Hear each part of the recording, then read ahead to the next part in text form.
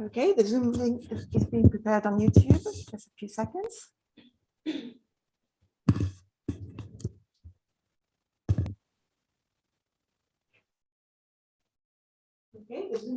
Okay, we are now live. I just need to mute.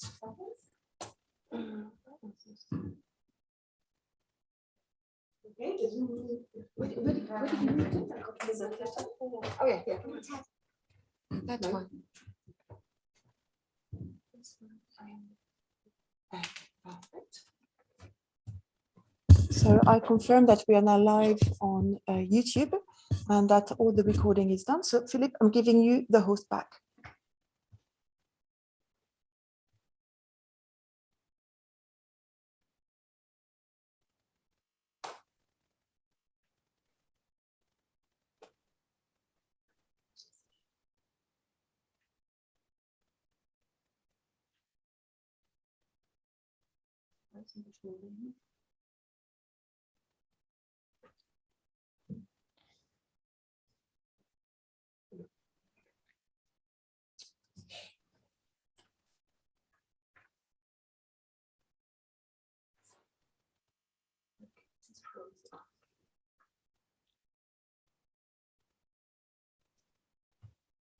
Okay, so Philip, you are the host now? Yeah, are you the host? Can you monitor the interpretation? Okay, the floor is yours.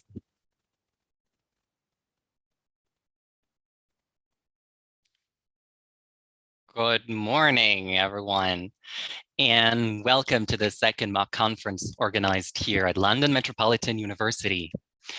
This mock conference, just like the previous one that was organized 1 week or two ago, is pretty special because it's a hybrid kind of conference. And so let me welcome everybody who is on site at London Met, all those who are online, as well as all the audience who's following us from YouTube, from our live feed on YouTube. The title of this mock conference is Youth Voice, What is Stopping Us from Moving into a Better Future?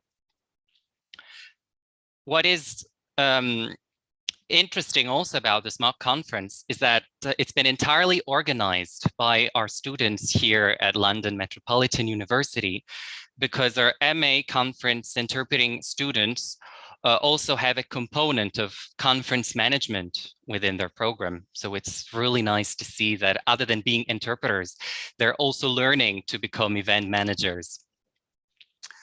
You can listen this conference in several different languages, mainly English, Italian, Chinese, Spanish, German, Arabic, Russian, and Japanese.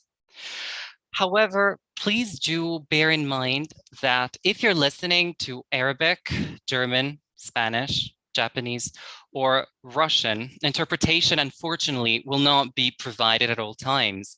This is because these booths only have a single person right now.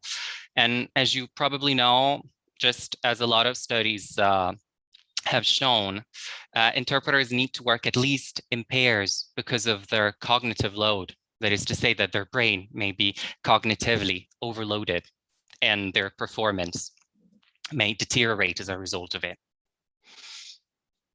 Given the languages you can listen to, you can also speak in several different languages, namely Spanish, French, Italian, Chinese, English, German, Russian, Arabic, and finally, Japanese. Please note that the views expressed in this mock conference do not represent the views of the university, only of the speakers themselves.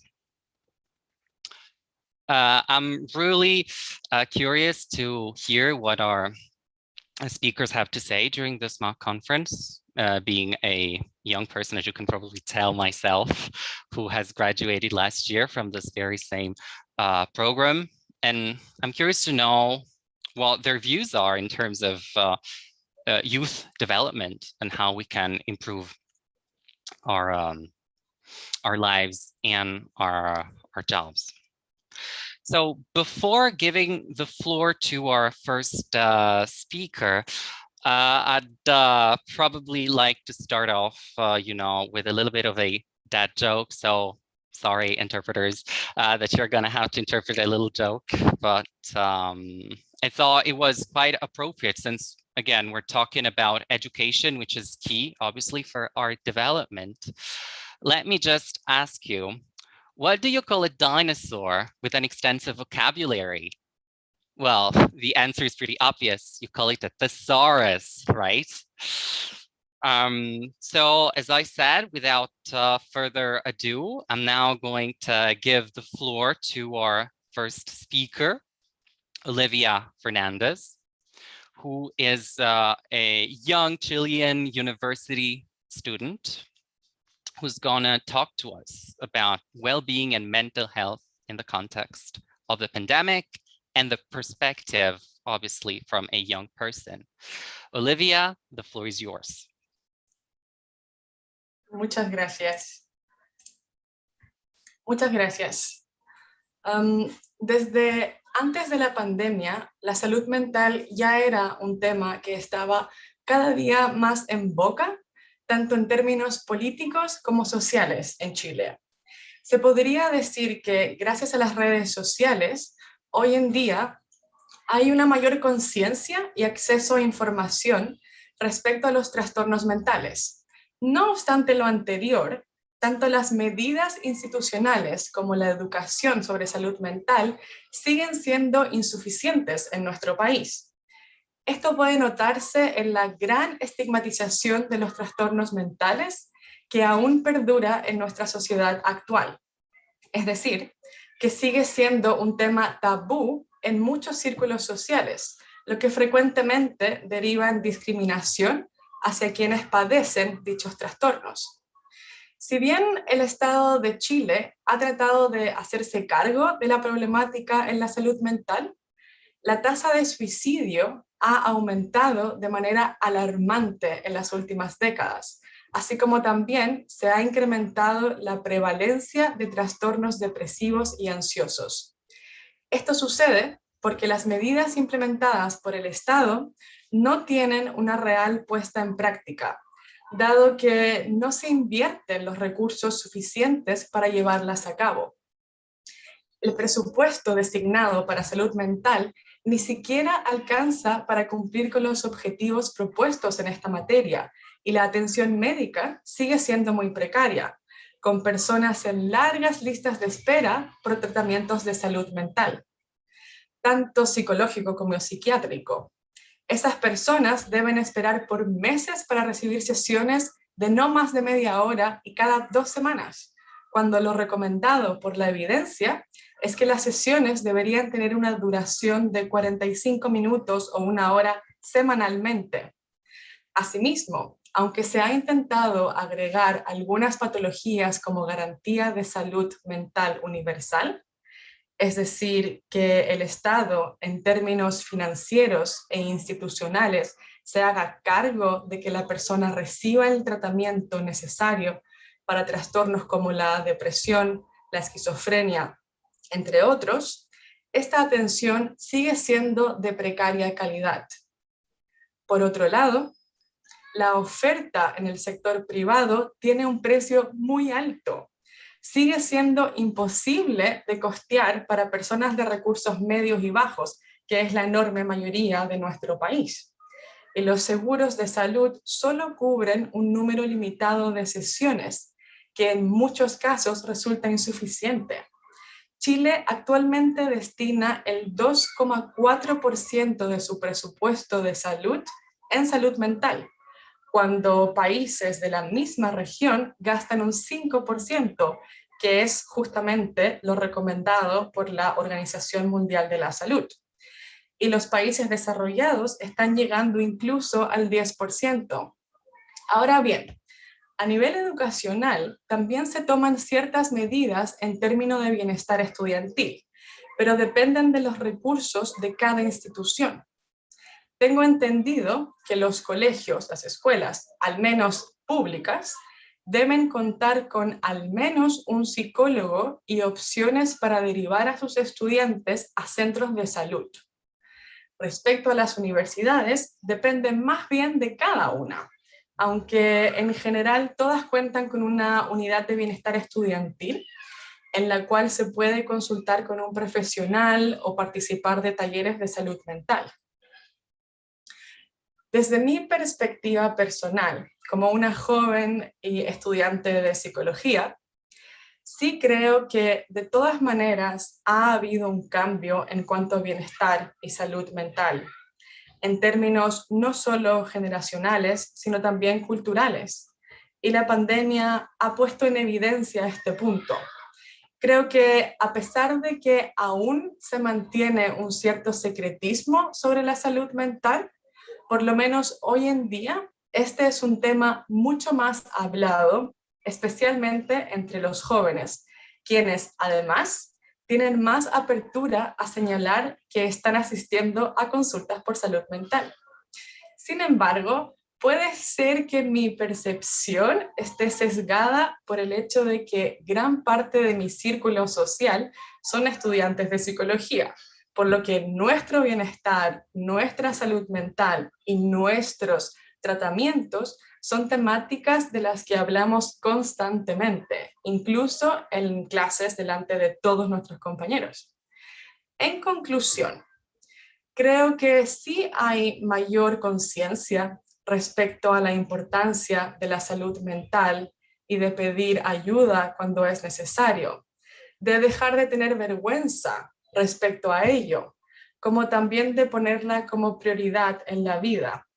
Durante la pandemia e incluso antes de la pandemia, se empezaron a crear, sobre todo en las universidades, diversos movimientos para que las instituciones académicas se dieran cuenta del desgaste de sus estudiantes y se las presionó para que tomaran medidas con el propósito de aumentar el bienestar de sus estudiantes. Estas medidas iban sobre todo en la línea de tener mayores momentos de descanso, por ejemplo. Me parece que vamos por buen camino, pero aún queda mucho por hacer y el Estado de Chile tiene que comprometerse a tomar acciones concretas para mejorar los índices de salud mental en la población, puesto que ahora ese compromiso solo está en el papel. Gracias.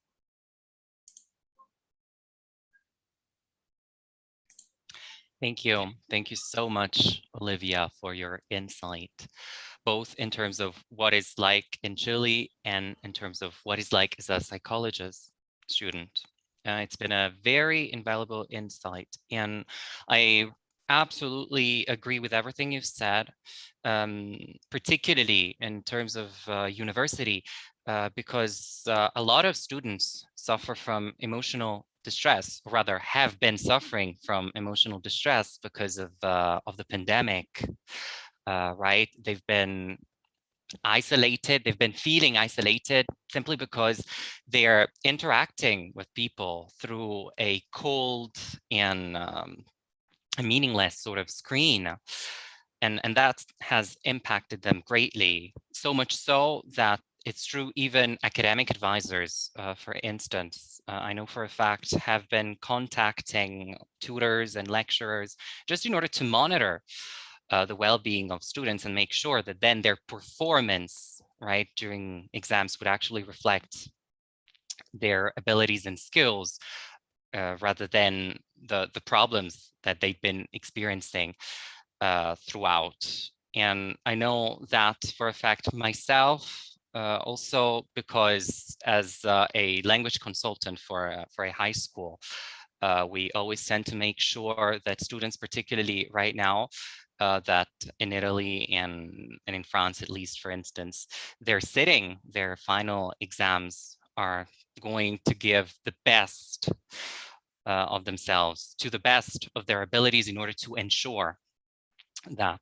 again, their performance pays off all the efforts that they've been doing since they started out 5 years before or so.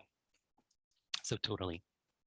And now, without further ado, let me give the floor to one of our Mackie students, Susie Liu, who will be talking about a rather novel phenomenon, that is to say, involution, which I suppose, yes,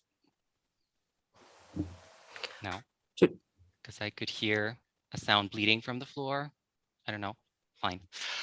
Because I know for a fact, knowing a little bit of Latin, right, myself, that involution, again, is certainly the opposite of evolution. And why? How do I know that? And what do these two different particles mean? Well, evolution is the preposition e or x. That means out of, right? So it's a movement that makes you go out of somewhere, whereas involution is in, and that is a movement that makes you come inside. So sort of going back. So involution, again, could be sort of translated again as going backward, but perhaps I'm mistaken. So I'm really curious to know whether Susie is gonna disprove what I've just said.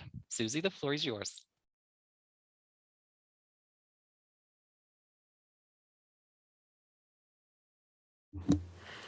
谢谢主持人。现在我会分享我的屏幕。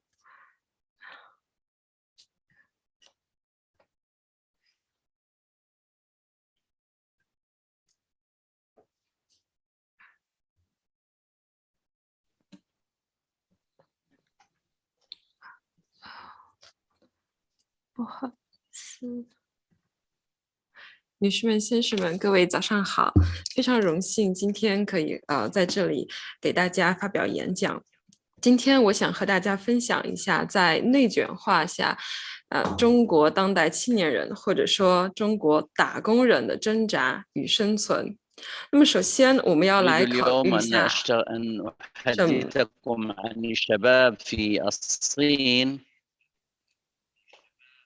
I can hear the Arabic interpretation bleeding through the floor. So please, could you make sure that that's not the case anymore? Thank you.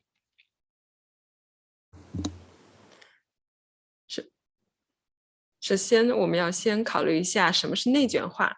正如刚刚主持人所说的，内卷这个概念是和另一个相对的概念我们要一起去考虑的，那就是进化和演化。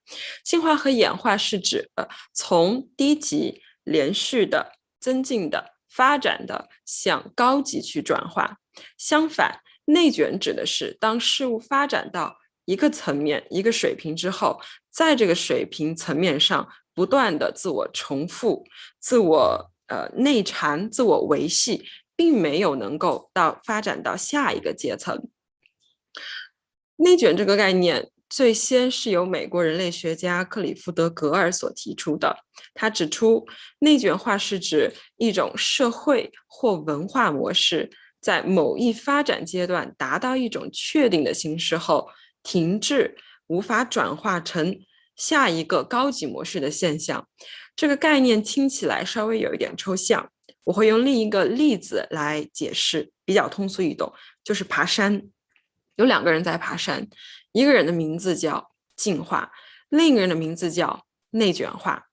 进化就是那个从山脚一直爬呀爬呀爬，最终登到了山顶的那个人。那内卷就是爬到了半山腰，卡在了半山腰，在半山腰不断的自我重复、自我恶性循环，以致他登不上山顶。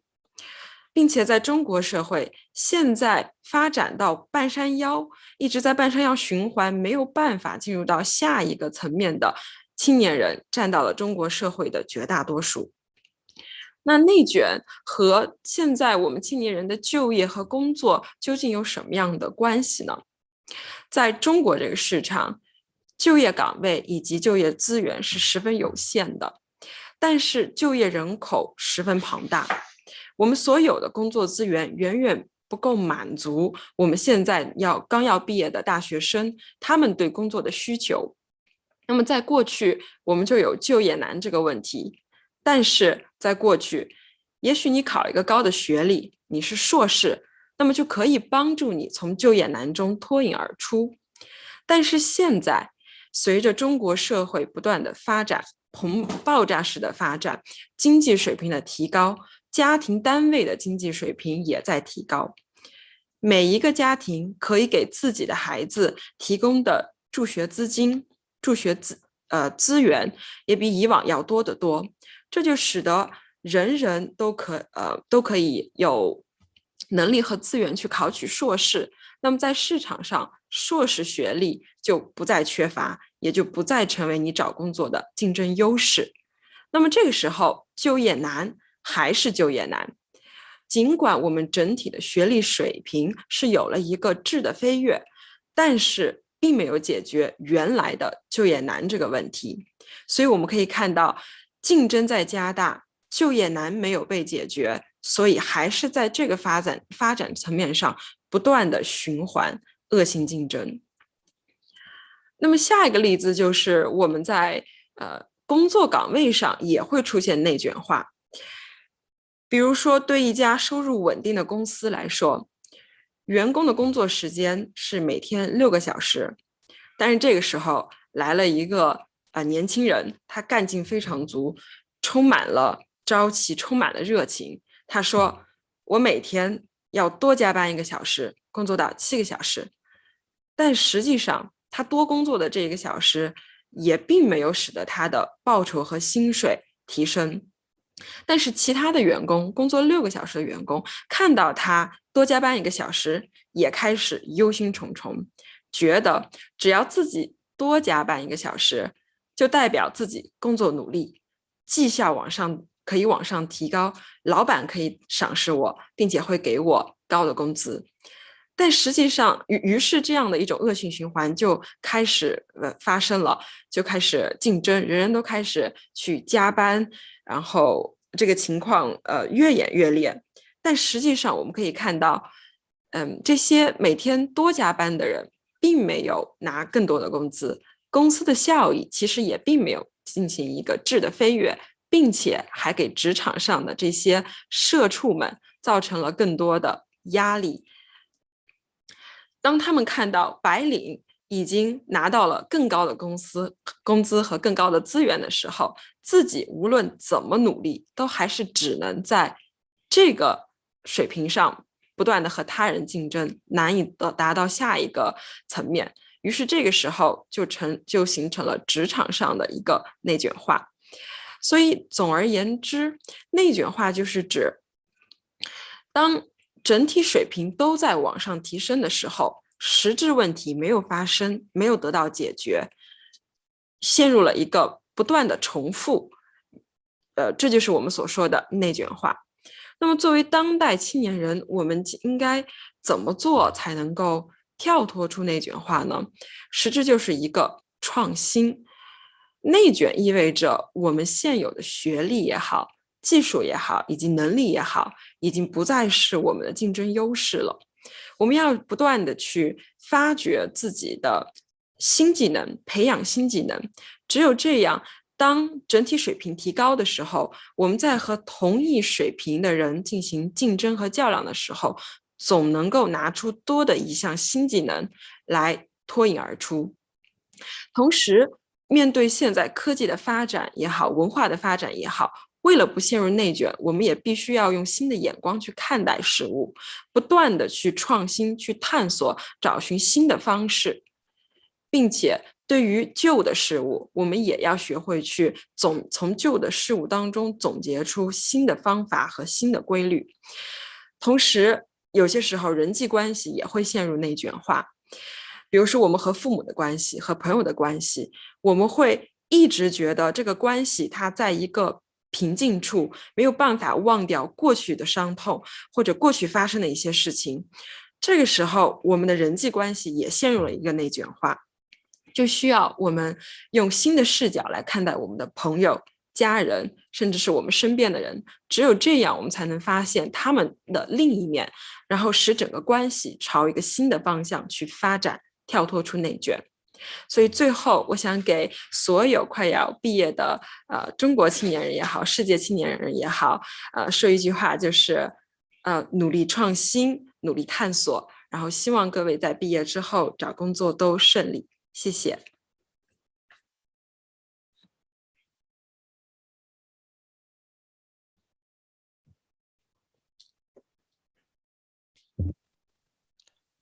Great.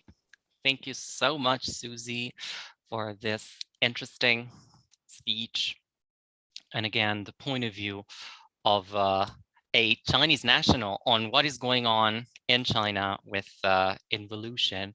And this cutthroat competition actually made me think about what's been already happening in the US for a long time now, if you think about it.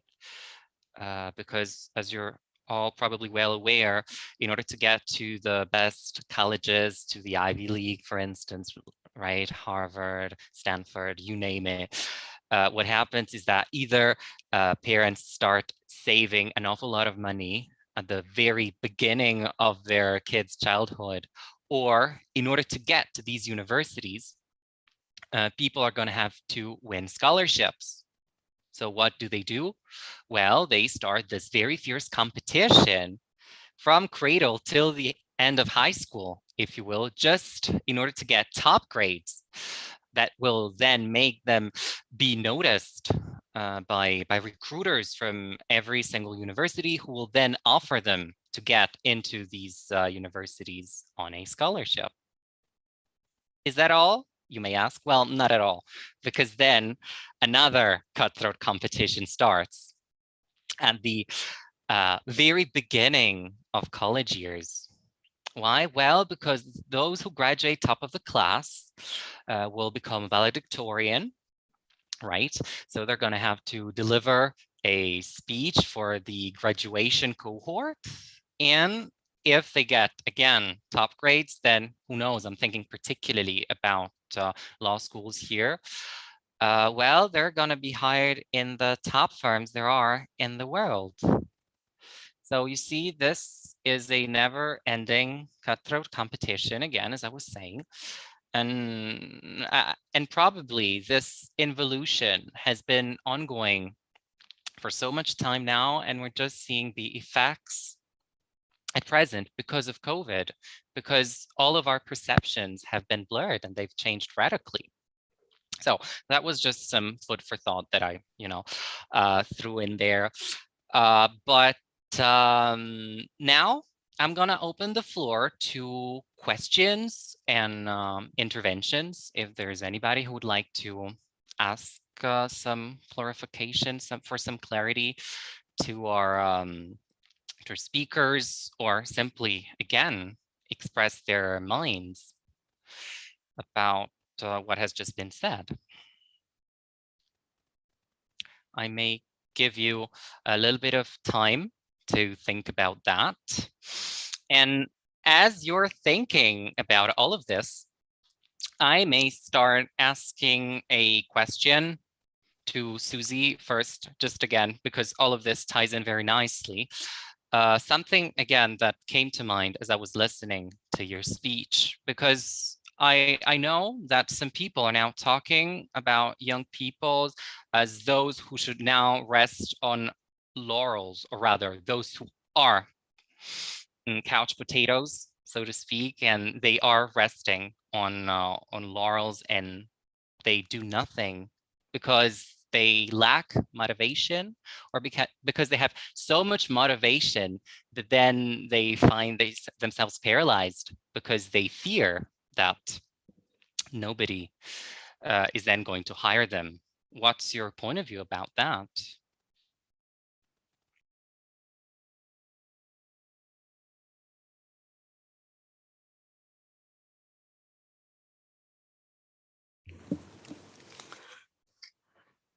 非常感谢主持人对我的提问。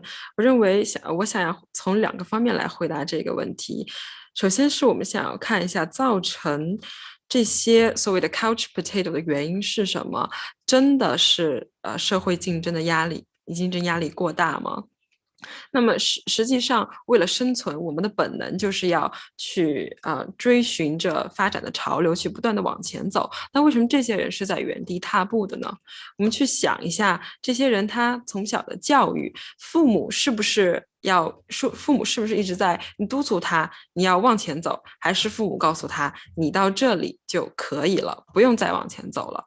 那么另一个层面，其实也要从心理的层面上来分析一下。我们人更习惯的是在一个具有积极的、具有积极甚至是别人鼓励的环境里面去追求我们想要追求的东西的。当周围所有的东西，比如说压力，竞争给我们带来的抑郁，或者说人与人之间的这种博弈和复杂的人际关系，实际上是给我们带来了一种消极的影响。那么消极的影响是否能够使我从这个couch 这个沙发上站起来，去继续追寻这样的潮流呢？我认为是不一定的。我们希望可以给现在的青年人创造一个环境，就是说，我们的教育告诉我们，我们应该去追寻自己的梦想，同时我们的环境是大家一起相互鼓励的。这也就是说，我们在很多事情上，以及很多的领域，我们都提到了一个社区的建设。community establishment 去建立这个社区，然后以社区去相互去鼓励，通过别人的努力和积极的暗示来刺激这个整体来往前走。所以我不知道我回答了主持人的问题没有？谢谢。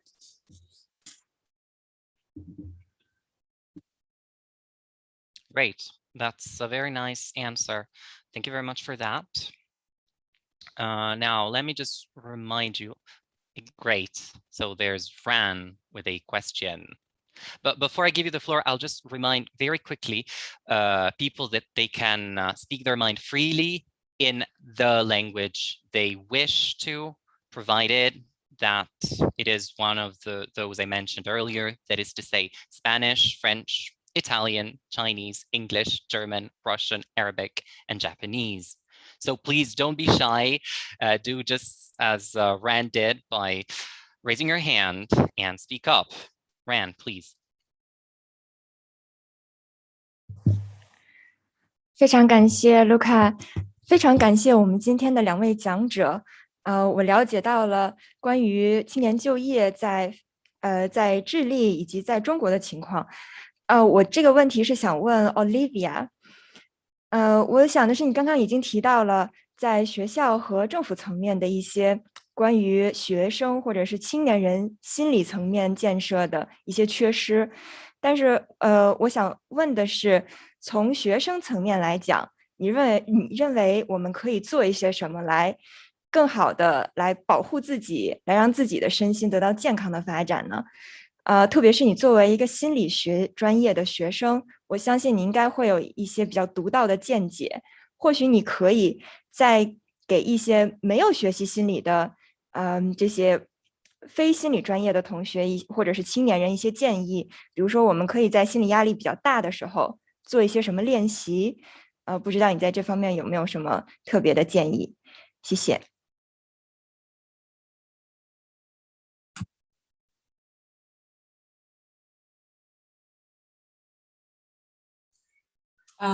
Muchas gracias. Sí, como mencioné, yo y mis compañeros, por ser estudiantes de psicología, estamos muy conscientes de nuestra salud mental porque contamos con las instancias para lograrlo. Sin embargo, los estudiantes de otras carreras no tienen esa oportunidad. Tal vez yo podría decir o proponer que existiera una clase de salud mental como parte de las carreras, de todas las carreras, no solo de psicología, por supuesto, con el objetivo de dejar atrás el tabú, de poder hablar sobre estos temas, abrir un diálogo sobre estos temas y de esta manera dar herramientas para todos los estudiantes para enfrentarse a eventuales desafíos en su salud. Como estudiantes, lo que podemos hacer es intentar generar estas instancias y exigir de nuestras universidades que nos ayuden a lograrlas para abrir este diálogo. Lo más importante, a fin de cuentas, es ese diálogo, es la comunicación con nuestros pares. Eso, gracias.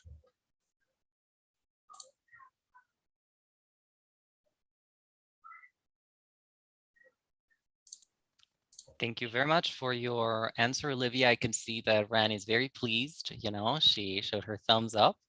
That's great. obviously, because since she's wearing a face mask, we cannot see her smile, but I'm sure she is. Now, let's move on to Chris, who, if he has not made a mistake by raising his hand, should have a question. Am I right, Chris? Yes, I do have a question. I do have a question for Susie. First of all, I would like to thank you for your speech. It is very engaging. But I do have a question regarding the concept of inversion. As you've said, like the primary cause of inversion is caused by the competition between individuals. When we think about it, it's like an upward stream when you're trying to compete for a better place in a society. And my question is, what is your idea? What is your perspective about the relationship between inversion and capitalism? Because when we see in the past society, in agricultural society or in hunter-gatherer society, there is no such thing as inversion, as I would say, because even though there is kind of stagnation during these kind of societies, but there is less competition inwards.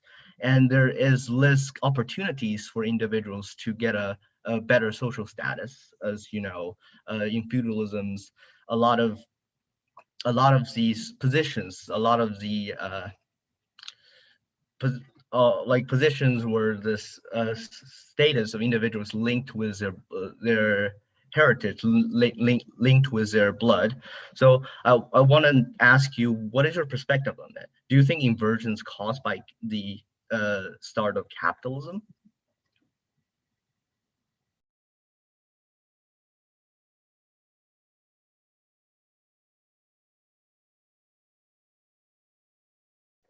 哇哦，我想说这个问题确实是有一点难回答，但是可以结合一下中国的情况，因为我们知道在中国，其实上你想要实现一个阶级的水平，垂直的的流动是比较难的，你很难从一个比如说草根阶级跳到中产阶级，从中产阶级再往上跳，但是现在随着我们经济的开放对外开放政策的实现，我们这种阶层之间的分化，实际上已经并不是那么明显了。那么就使得我们现在更愿意去接纳一些有能力，尽管他的背景不是很强大，他并不是从比如说一个资本主义背景里面不能说资本主义，从一个高阶级背景家庭脱颖而出的一个小孩，但是他有能力，所以我们也愿意接纳他到我们的公司或者说到我们的企业去工作。其实这就体现出了对外开放以及这种经济的发展带来了阶层之间的一种模糊，使得我们可以更好的去接纳新的新生。我不知道回答了你的问题没有？你的问题是想问资本和内卷的关系，还是说这种资本所反映出来这种阶级分化和内卷之间的关系？You answered my question partially, but I do want to stress that I know there's a lot of competition, but I don't think you've actually addressed the actual relationship between is inversion caused by capitalism? So that's primarily my question. 首先我不是经济背景出身，我认为资本主义的发展是否会对内卷化有一定的影响呢？是有影响的，但我们不能说它是完全造成了内卷化，因为内卷化这个概念本身它并不是从资本出来的，它是从农业发展、从文化、从教育背景上我们去谈的。至于资本是否会影响它呢？肯定会，因为资本主义影响了我们每日的这些商贸的往来，影响了一个公司的发展，然后影响了我们，甚至影响了我们对就业的选择。我们也愿意选择资本背景较好的公司，所以资本主义它是肯定会影响到内卷，甚至会加剧内卷，但我不认为它是导致内卷的一个主要原因。Okay, that answers my question perfectly. Thank you.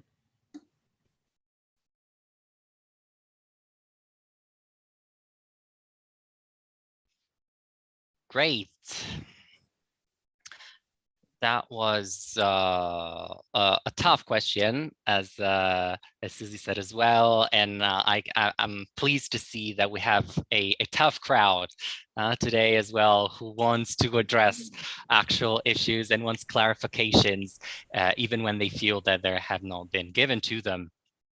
So I'm particularly pleased of how this session went. Unfortunately, this is all the time we had for this first part. We will resume at noon. We will resume at noon. For those of you who have to leave us, well, if you enjoyed staying with us, even just for this very first part, let me just remind you that there's going to be a third and final mock conference on the 25th of June. So it's going to be next Friday from 10 to 11. Sorry, from 10 to 1. So very same time slots as today. And for the others who will be staying with us up until the end of the second part of this mock conference, well, what can I say? Enjoy your break, and I'll see you in 20 minutes. Thank you.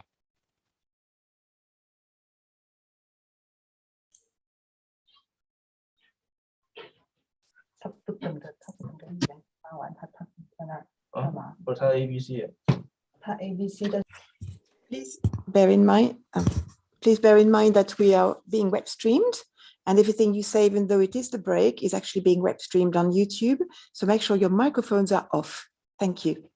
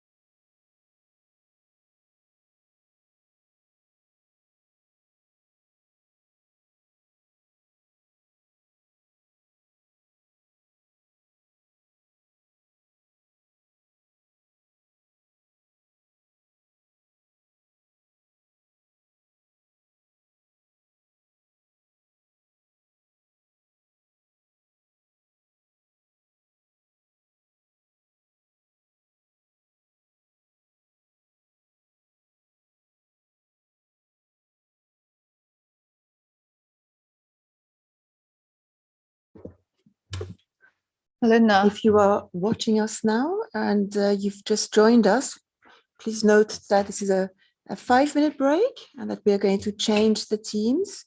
And a bit of patience. You have time to make yourself a cup of tea or a cup of coffee, and we are going to be live again. So there's nothing wrong with the link. If you're just joining us, it is quite normal that nothing is happening. It is our break right now. Thank you. I would like to congratulate our students for organizing this event. It's really impressive to see them managing the technology in a hybrid mode.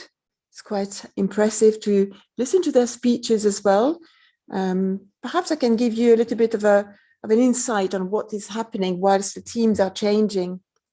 At the moment, we are both on site at London Metropolitan University, and we are also on Zoom, using Zoom interpretation.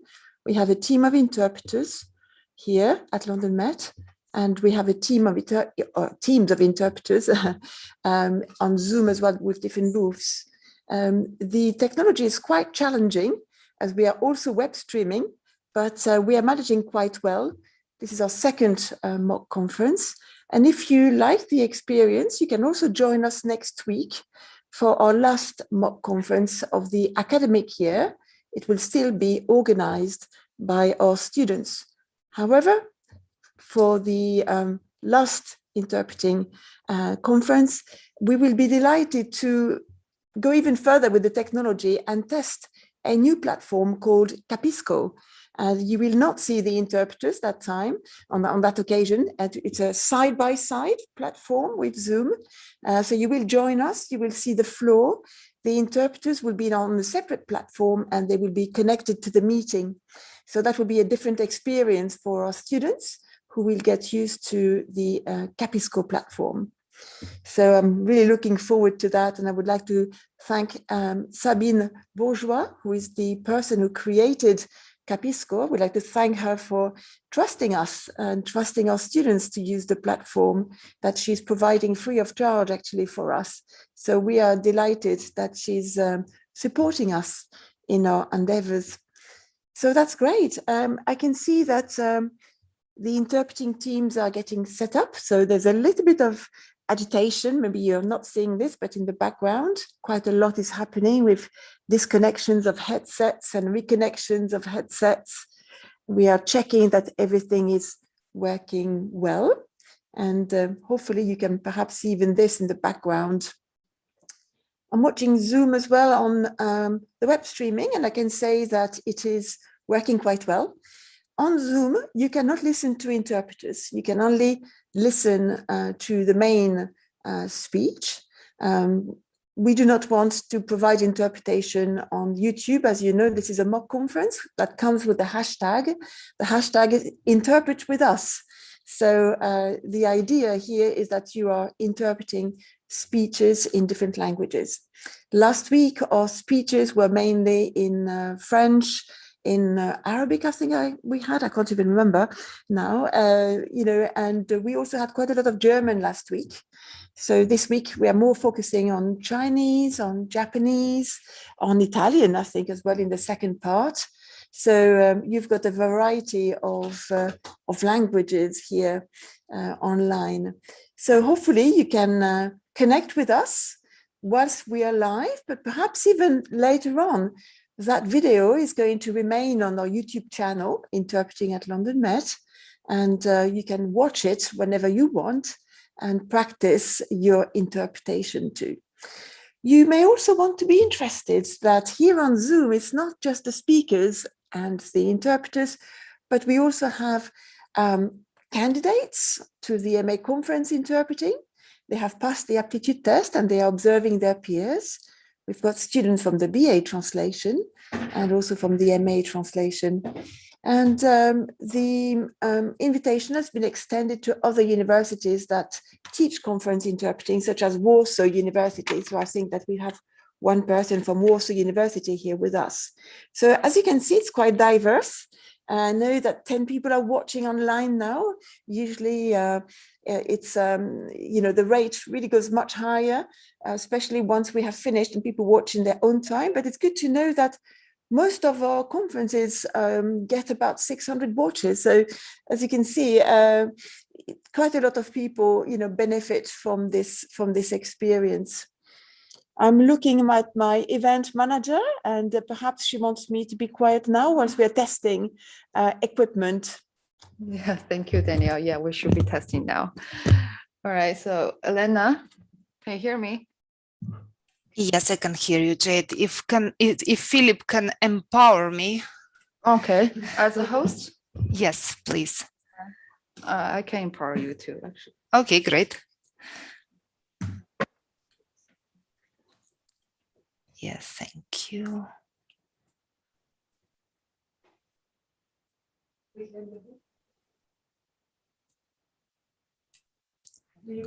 So she's not hosting it. Okay. This could just be good. I can only wait.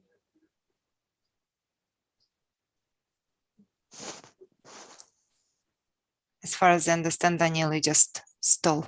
Oh, you gave it back.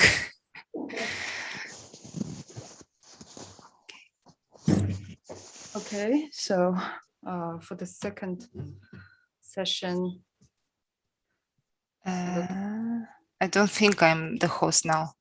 Huh? You're not? No, not. Do you have two devices? she is. Probably on the other device, Daniel. I need to Not the be. host. Okay. Would you like it to be on a different device? Yes, on the int. Okay. Okay. I'll do it. Thank you. So that's coming. Jade is coming to you. Great.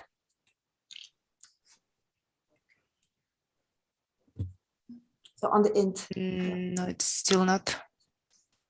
Hold on a second. We haven't made you.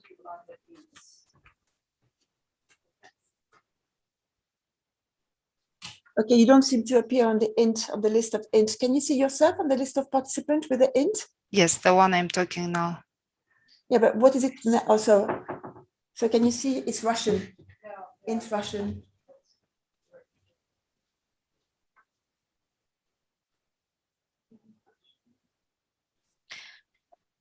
Sorry to interrupt, Elena. I think you have to have underscore in front of your int. This is how we appear in a collective section. Okay, we found you. Don't worry. Okay, turn off your turn off your mic, Elena. Yeah, can you hear me now? Yeah, that's it. Yeah, okay. Hold on. You're not the host? Yes. Okay. Okay.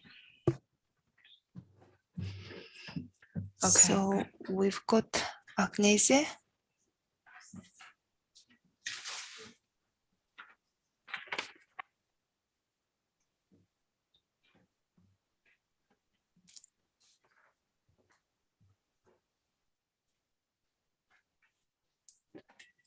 UK allowed you.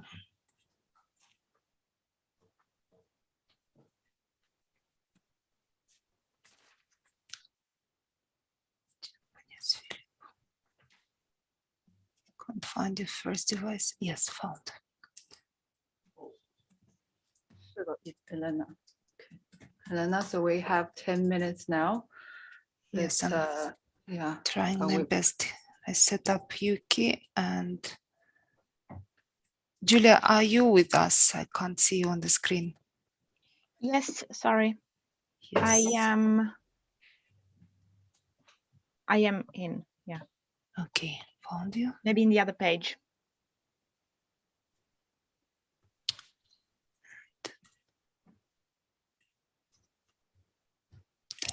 Okay, I think it's Julia and Yuki were missing. Everyone else is set up. Let's try everyone. Please let me know if you don't have the invitation.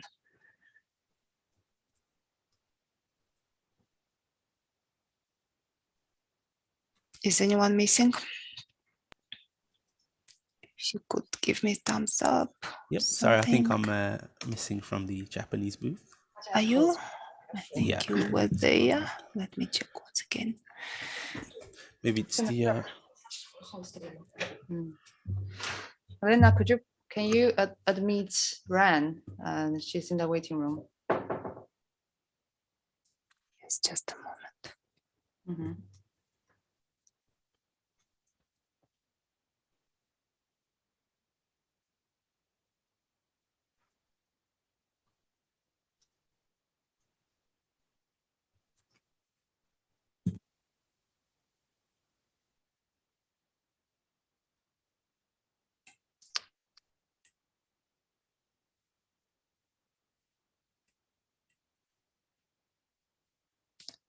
Is it that I can't do it while I'm doing the interpreting bit?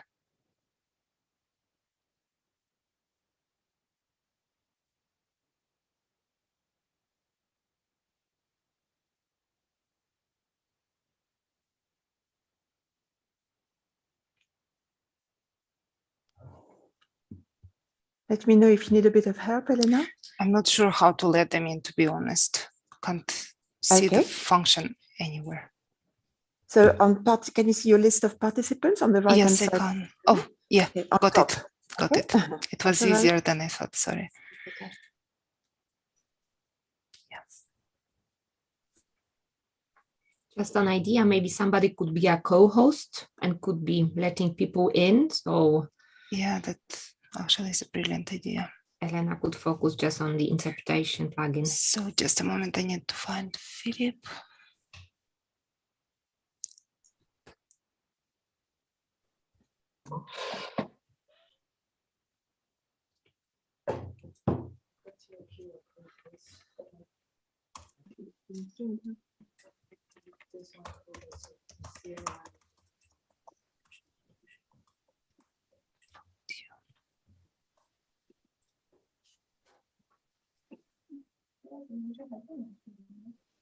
You got no. She's the only Have one. you who got can it, Philip? Philip, have you got it? Yeah, great. So can we start the sound check, guys? If I can hear Yuki, please, on the Japanese.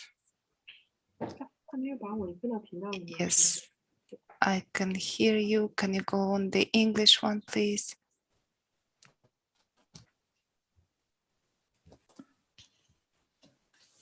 Yes, I can hear you.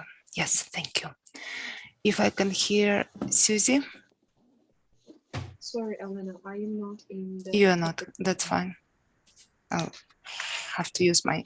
Laura, are you with us? Can I hear you on the Spanish channel? Not, seems she's not here. Okay, I'll go better screen. Then Philip, can I hear you in the Japanese channel?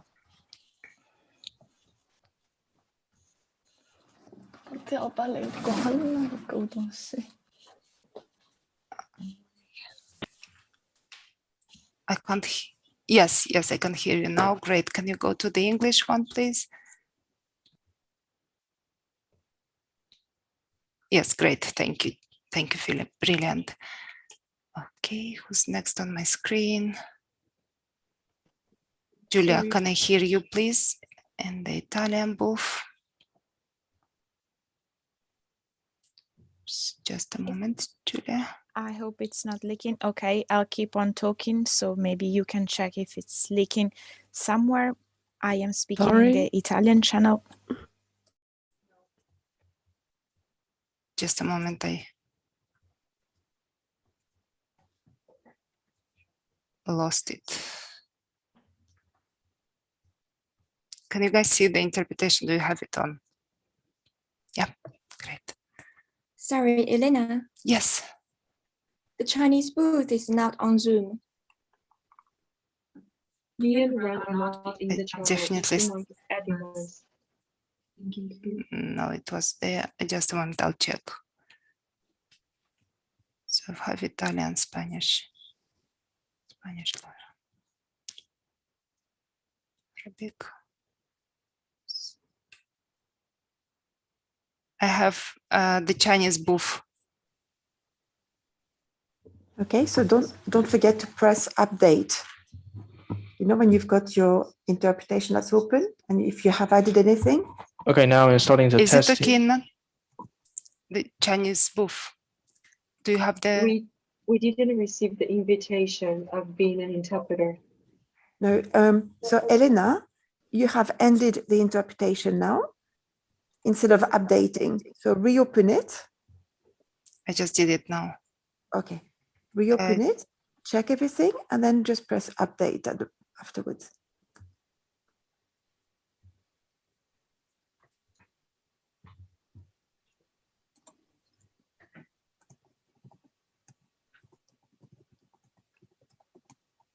Do you have it now, guys? Chinese booth. No, you are ending. We get the message that the interpretation has ended, so we don't have the globe at the bottom. Okay, now it's available. Okay, so now it's on. That's good. Chinese booth. Could you let me know if you Sorry, we're still not have the invitation now?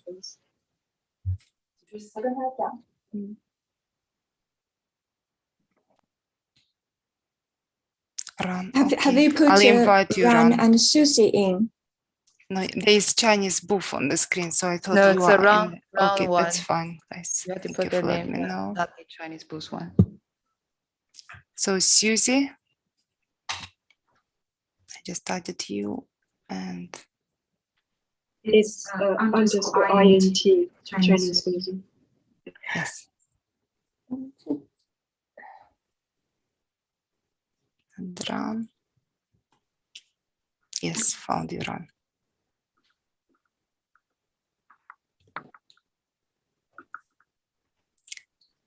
Have you received it now? Great. Yes. Yes, thank you. Can I hear you, Susie? On the Chinese channel? Yes, brilliant. Can I hear you on the English one? Amazing. Thank you so much. Can I hear Ran on the Chinese channel? Great. Thank you, Ran. Can you go to the English one? Great. Yes, I can hear you. Linda, can I check the German channel, please? 1 second. Yes, I can hear you. Please go to the English one. Yes, I can hear you. Thank you so much. Laura, can I hear you on the Spanish channel? Yes, I can hear you. Can I hear you on the English one, please? Yes, I can hear. Brilliant. Thank you. I've got Agnesi left. Agnesi, can I hear you on the Italian channel? Yes, I can hear you. Great. Thank you. Now on the English one. Great. Thank you, Agnesi. Abdelhamid, can I hear you on the Arabic channel? Yes, I can hear you. Brilliant. Can you go to the English one? Yes, you're coming across. Great. Carolina, can I hear you, please, on the Italian channel? Oh, sorry, why on the Italian? Apologies. On the Spanish one. Unless you want to speak Italian. Yes, here you go. Yes, I can hear you. Brilliant. And can I hear you on the English one? Yes. I almost changed your language. Okay, great. I can hear you. I've listened to Yuki. Davide, can I hear you on the English, on the Italian channel? Yes, I can hear you. Can I hear you on the English one, please? Yes, absolutely great. Can I hear Chen on the Chinese channel? No, Chen is not interpreting. She's not. Okay, great. No, Elena, I Chinese think booth. everyone is ready. Oh, great. Can you give me 1 minute to check the booths on site? So, Laura, can you speak on the Spanish channel? No, she's speaking on Often? She doesn't need to speak in Spanish. English. Sorry, wait a sec. Yeah, Laura, can you you- now speak on English channel? Yeah. Okay. Loud and clear. Great. So, Chinese booth. Can you speak on the Chinese channel? Oh, sorry, English channel. Okay. Okay, loud and clear. Great. All right.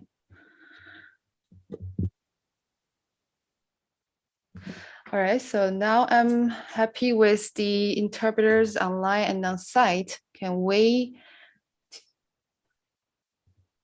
Okay, one more, sorry, my fault. Ran, can you speak on the English channel? Very good, loud and clear, thank you. All right, so let's now move to our speakers. Luca, oh, sorry, Elena, can you check the speakers to Luca, see? can 1, 2, 3, testing. Yes, Once great. again. I can hear you. Next, I do apologize for the pronunciation. See you, Chen. Can I hear you, please? If we could check. Yes. Yes, great. Thank you so much. We can hear you. Welcome. And I think that's it, isn't it? We don't have Do we have a third speaker? Do we have Charles? who? Sorry.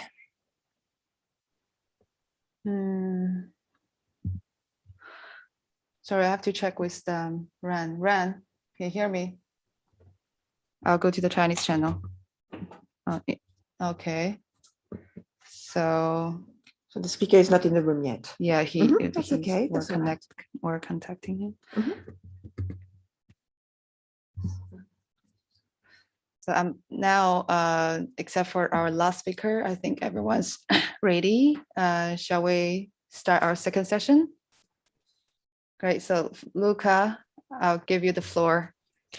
Ottimo, grazie mille e benvenuti a tutti a questa seconda parte di questa conferenza.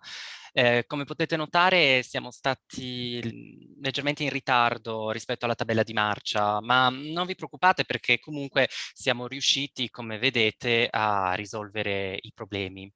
Perché abbiamo accumulato un leggero ritardo? Beh, semplicemente perché, questa è una notizia grandiosa, di fatto questa conferenza è stata organizzata dagli unici e inimitabili studenti del master in interpretazione di conferenza di Londra, anche perché proprio una parte degli insegnamenti è dedicato al management di conferenze, per così dire. E quindi auguro nuovamente un benvenuto non soltanto a quanti di voi sono presenti in sala, proprio nella suite, nella sala di interpretazione di Londra, ma anche tutti coloro che si sono connessi su Zoom, così come tutto il pubblico a casa, per così dire, che ci segue sul nostro stream di YouTube. Quindi, come vi dicevo, è la seconda parte della nostra conferenza, il cui titolo è La voce dei giovani. Che cosa ci impedisce di migliorare il nostro avvenire? Abbiamo una seconda sessione che è molto ricca e forse anche ambiziosa, proprio perché abbiamo tre invitati che ci parleranno del loro punto di vista sui loro rispettivi campi di lavoro in quanto giovani. Che cos'altro posso aggiungere? Posso aggiungere che potete ascoltare quanto viene detto in inglese, in italiano, in cinese, in spagnolo, in tedesco, in arabo e in giapponese, e potete esprimervi in spagnolo, in francese, in italiano, in cinese, in inglese, in tedesco, in arabo e in giapponese. Tuttavia vi devo fare un piccolo monito, anche perché se avete deciso di sintonizzarvi sul canale arabo, tedesco oppure spagnolo, purtroppo mi duole dirvi che l'interpretazione non sarà disponibile per tutta la durata della conferenza. Ciò è dovuto al fatto che, come hanno dimostrato del resto vari studi di traduttologia, gli interpreti devono assolutamente lavorare perlomeno a coppie. Se ciò non avviene, ovvero sia se un interprete lavora per più di 20 minuti da solo, ebbene quello che avviene è che la qualità della sua interpretazione va degradandosi. E quindi non mi sembra proprio il caso che ciò avvenga. Ma senza ulteriori indugi, lasciate che vi presenti la prima ospite di questa seconda sessione, la nostra seconda ospite, e mi scuso già in anticipo per come probabilmente farò scempio del suo nome, si chiama Yurika Nakagawa, è giapponese, parlerà appunto in giapponese ed è una studentessa dell'Università di Kurume. Per chi non sapesse dove si trova Kurume, cosa che del resto non sapevo neanche io, ebbene è una piccola cittadina che si trova nella provincia di Fukuoka. Purtroppo, a causa di impegni lavorativi, la signora Nakagawa non è presente qui con noi, ma ci ha gentilmente caricato un video che andrò in questo istante a condividere con voi. Quindi Se portate un attimo di pazienza, ora la vedrete. Se qualcuno potesse comunicarmi che si veda, sarebbe fantastico. E anche che si senta. こんにちは。 Si sente? Yes, we can. Great. E quindi, come dicevo, senza ulteriori indugi, lascerei la parola alla signora Nakagawa. Prego. 私はコロナ禍で実際に就職活動をしたものです。2020年の4月から実際に就職活動をして、2020年の7月に内定をもらいました。その中でたくさんの不安やたくさんの期待を持ったまま就職活動に専念しましたが、やはりコロナ禍だったということもあり、それはとても厳しいものでした。実際に私たちが就職活動をするにあたって、企業の少なさや内定を勝ち取ることの難しさを感じたことは実際にあまりありませんでしたが、私の大学の先生がおっしゃったことで、今年は企業数が約半分になったということを聞いて、私はそんなに大変な時期なんだなというのを感じながら就職活動を実際行っていました。確かに面接をするにあたって人と人が向き合って面接をするのではなくて、パソコンに向かい合ってお話をして面接をするというのはすごく抵抗があり、また不安と緊張でいっぱいでした。例えば普通でしたら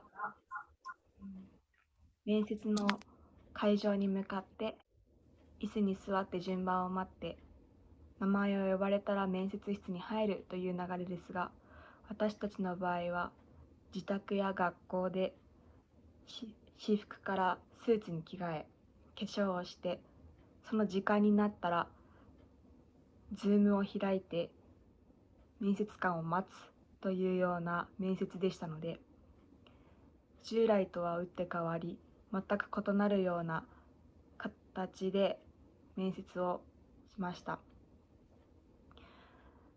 私たちはデジタル化で育った環境で、デジタル化の環境で育った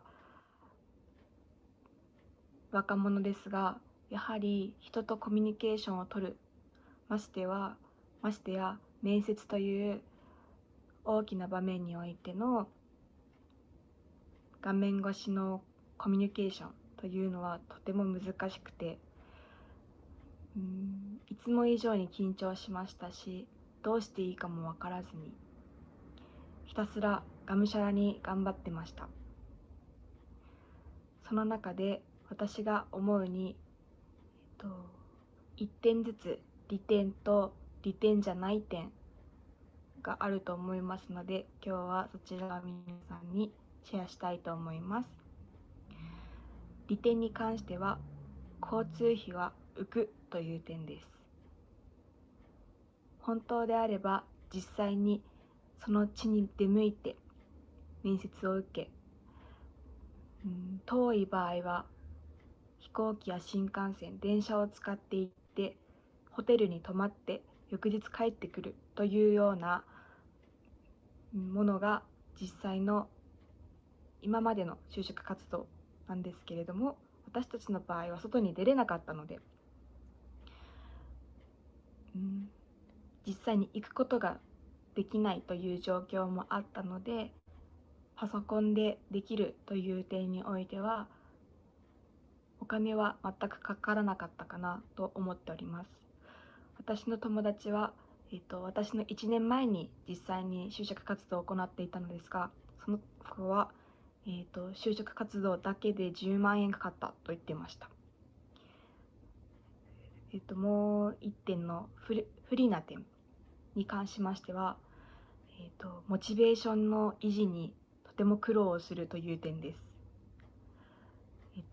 私の大学の講師の先生がおっしゃっていたのは、就職活動はすごく辛いものだけど、その辛さも半減するように努力しなさいということを言われたことがあって、例えばどういうものかというと、面接が終わったら自分の好きなものを買いに行って買って帰るや、スターバックスに行ってちょっといつも飲まないようなおしゃれなコーヒーを飲んで帰るとか、友達と一緒にどっか出かけるなど、ストレス発散のようなものが普通であればできたのですが、私の場合は面接もパソコンですし、その後もずっと家にいて、で内定をもらったとしても友達と喜ぶことができずに、友達にメッセージを送ったり電話をしたり、そして家族に、電話で知らせるだけ。このように実際にどこかで友達とお話をしながら楽しむというような、そういう素敵な思い出は残らなかったかなと思っております。次に、コロナ禍のこの状況の中での不安な点を何点か述べたいと思います。まず1点目として、会社がこの後どうなるかの不安点というものです。私の会社は基本的にリモートに移り変わりました。もちろんコロナの前は出勤して仕事をして帰宅するというもの、普通の勤務体制だったのですが、コロナになって緊急事態宣言が出て外には出れないという状況になった時に、リモートでできるものはリモートで行おうというのが、我が社の本社の方針でした。なので今までやったことのないような作業がいったのですね。パソコンを設置したり、普通に話せてたことが話せないので電話で会議をしたり、今までなかったことがあって大変だったと思うんですけど、その代わりに将来もわからないというのが現時点での現状です。このコロナが終わった後に引っ越さなきゃいけないのか、それとも出社せずに済むのでこのまま実家でいいのか、はたまた勤務地が変わってしまうのかなど、いろいろ不安点があるので、私は将来性が見えないと言いますか、その見えないのに不安な点というものが大きいかなと思っております。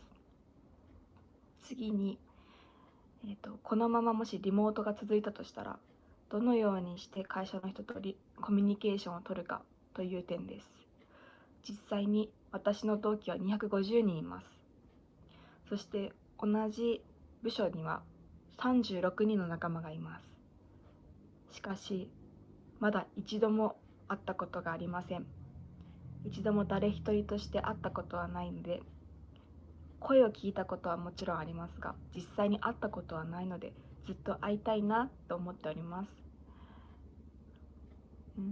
出勤して仕事をして帰るというごく普通な生活だったら、こんなことも普通なことだと思うんですけど、このご時世それができないということで、私にとっては少し夢といいますか、同期に会いたいっていうのが少しちょっとした夢になっちゃいました。ですけどその分会えない分、コミュニケーションの取り方というのは従来とは異なっていくので、そこも課題となるのかなと思っております。最後に、コロナ禍での仕事をする点でおいて、私は新入社員なので一から仕事を覚えていかなきゃいけません。普通に仕事を教わるのとリモートで教わるのではとても負担も違いますし、要領も違ってきます。なので実際に教えていただくときに、ここはこうだよって教えていただいたとしても、画面上なので理解するのにとても時間がかかります。そういった点はやはり、不利というか、このご時世ならではのことだと思いますけど、私はどうしたらいいのかわからないなっていうのが事実といいますか、私の気持ちです。以上で私のスピーチを終わりたいと思います。ありがとうございました。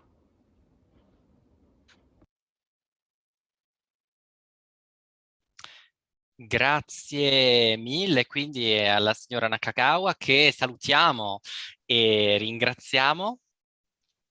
È vero che ci sono stati, appunto, come ha delineato lei stessa, vantaggi e svantaggi per quanto concerne la ricerca di lavoro durante la pandemia, e io per primo effettivamente non posso che concordare con quanto affermato, anche perché semplicemente rimanendo in un unico posto si è in grado, non lo so, la mattina di trovarsi a Bruxelles e la sera invece di trovarsi a Washington. Quindi vedete, due posti che si trovano ai poli opposti, quasi si fa per dire, del mondo, e per cui tuttavia si può lavorare e per cui addirittura si possono sostenere colloqui di lavoro. Quindi trovo che è vero, ci sono stati molti aspetti negativi, ma d'altro canto non possiamo negare che vi siano stati anche molti vantaggi legati alla pandemia.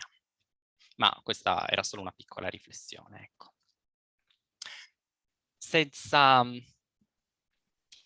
perdere ulterior tempo, proporrei di passare al nostro prossimo ospite, in particolare la signorina Siyu Chen, che è una studentessa dell'Università di Salamanca che sta studiando durante la sua laurea triennale in letterature ispaniche.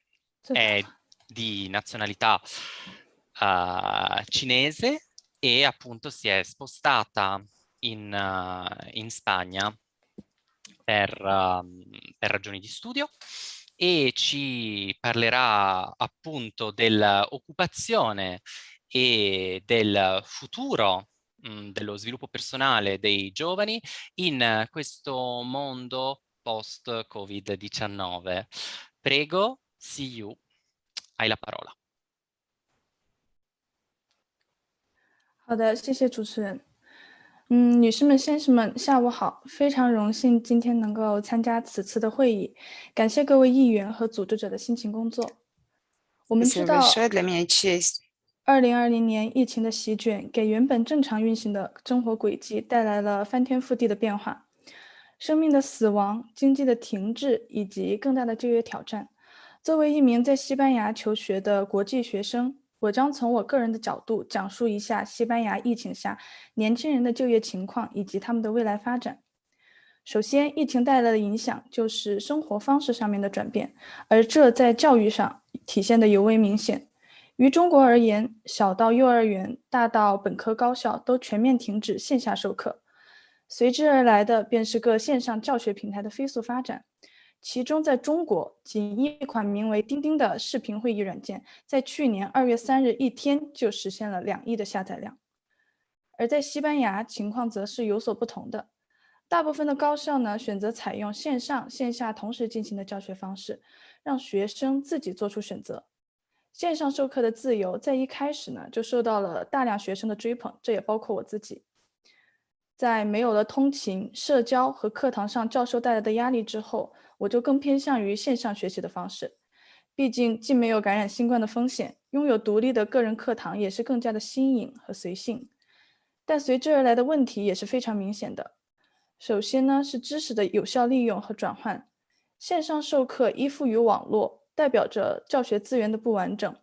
身为一个文学专业的学生而言呢，线上意味着我难以接触到图书馆的各类资源来进行辅助学习，或者说在隔着一方屏幕与教师难以在实时状态下进行足够和有效的交流。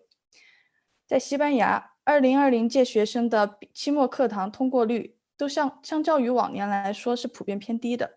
另外还有实践资源的缺失，疫情的影响使得本年度的大部分毕业生都缺乏实习和实践经验，这让他们进入社会后更加的缺乏竞争力。那么西班牙的就业形势又是如何呢？根据西班牙国家统计局公布的数据来看，在2020年，西班牙 GDP 下降了10.8%。2020年，西班牙 GDP 数据为11216.98亿欧元，对比疫情前年，西班牙 GDP 的绝对值下降了1230.74亿欧元。西班牙的失业率呢，也可谓是节节攀升。在2020年第3季度，西班牙失业人口仅1个季度就增加了35万5千人，失业率攀升至16.3%。在这么一个环境下，各个企业想要在压力下保持运转，那么就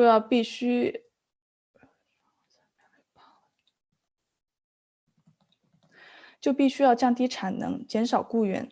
在人才市场萎靡的背景下，本就缺乏竞争力的应届毕业生更加难以获得工作机会。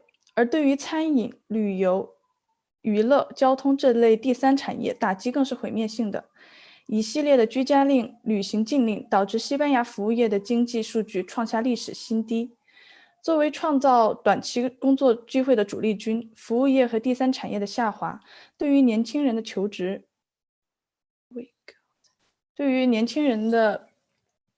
经验的求职更是雪上加霜。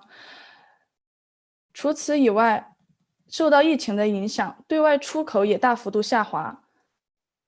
出口企业，尤其是外向型出口企业，对劳动力的需求也是有所下降。作为西班牙的支柱产业之一，西班牙的汽车产量位居欧盟第2，汽车出口额占商品出口总额的1/5。但是受到疫情的影响，大众和宝马等德国汽车厂商纷纷关闭欧洲生产线，雷诺、标致和雪铁龙等法国汽车厂商也关闭了西班牙工厂。就算是那些暂时未停工的汽车企业，也面临着供应链断裂的风险。同时，进出口停滞也导致汽车销售受阻，产又产不出，卖也没得缩影。所以，对于西班牙应届毕业生而言，他们面临的是什么呢？企业内部压力增加，裁员、减薪、减产。大多数的西班牙应届毕业生都选择待业在家。与此同时，疫情的席卷也给一些应届毕业生带来了新的机遇。在这次疫情期间，诸如网购蔬菜、在线问诊、买药送货上门、在线上课、远程办公等等，都已经成为了疫情期间的生活日常。甚至在地铁站里的广告都是从前的枕头、足球变成了现在的外卖。线上购物平台随着互联网的不断渗透与发展，新领域也逐步影响着人们的信息获取以及消费方式。在这么一个大背景下，拥有更强学习能力和对新事物更有适应力的年轻人，天生有着更大的优势。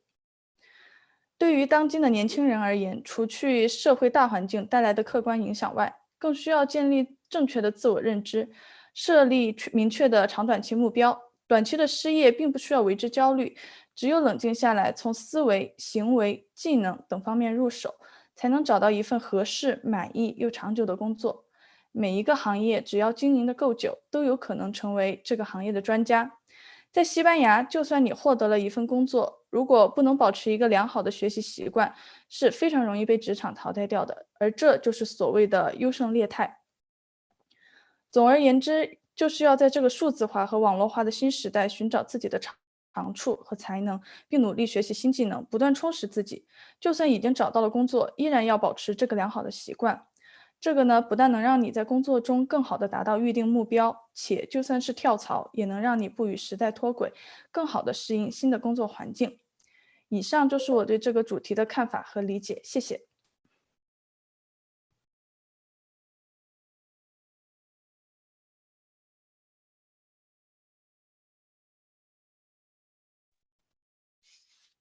Ottimo, grazie mille, See You, per questo discorso a dir poco illuminante e che in un certo senso raccoglie in nuce tutto l'aspetto di quanto significa, no, essere giovani e cercare di realizzarsi, no? Bisogna acquisire nuove competenze, no? Effettivamente non si fa altro che parlare di competenze, ormai già da quasi quasi un lustro, mi verrebbe da dire. Però questa pandemia da coronavirus ha esacerbato ancora di più questo bisogno impellente per noi giovani, no? di migliorarci e fare sempre meglio per rispondere a delle richieste di mercato che stanno evolvendo. Noi possiamo farlo sicuramente perché siamo anche più giovani, più prestanti, no? Di magari di qualcuno che è già più navigato nella professione.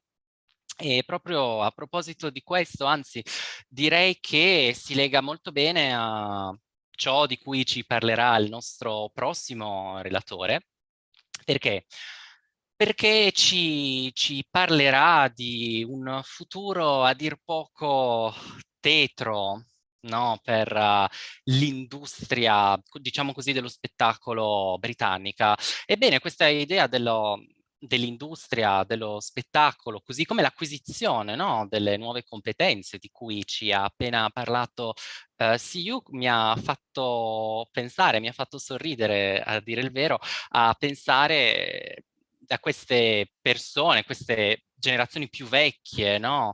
Per così dire, che si devono reinventare anche loro alla luce della pandemia. E sto pensando in particolare a una cantante, no, italiana che è appena tornata alle luci della ribalta con un nuovo singolo. Sto parlando di Orietta Berti, no? Probabilmente ne avete sentito parlare, no? Se seguite un pochino l'industria musicale italiana, che si è dovuta reinventare con questa nuova canzone, dal momento che col coronavirus, si sa bene, l'industria cinematografica, l'industria musicale, l'industria filmica sono tutte andate crollando. Ebbene, si è reinventata alla bellezza di 78 anni, immaginatevi bene, con due altri cantanti del momento. Ora, probabilmente l'intervento del prossimo oratore si concentrerà più che altro su l'industria filmica, come vi ho appena accennato, tanto più che Charles è un doppiatore, nonché un regista di pubblicità in particolare, quindi sentiamo un po' che cosa Charles ci racconterà e qual è il suo punto di vista riguardo al benessere, per così dire, dell'industria cinematografica nel Regno Unito. Charles, prego. Hi, everyone. So the film industry right now is booming in the UK. And like many starry-eyed students, I entered film school imbued with this drive, this inspiration, this moxie. You know, it's the film industry in Britain. It's James Bond, it's Star Wars, Ealing Studios, Pinewood Studios, Ridley Scott, David Lean, titans of British iconography. So I was most surprised upon graduating with specialist training in directing and cinematography that the landscape was just a barren wasteland, no prospects and not much hope. I found work editing and in the editing and cinematography departments, but the story was always the same. It was always, we don't have any money. Can you do everything for nothing?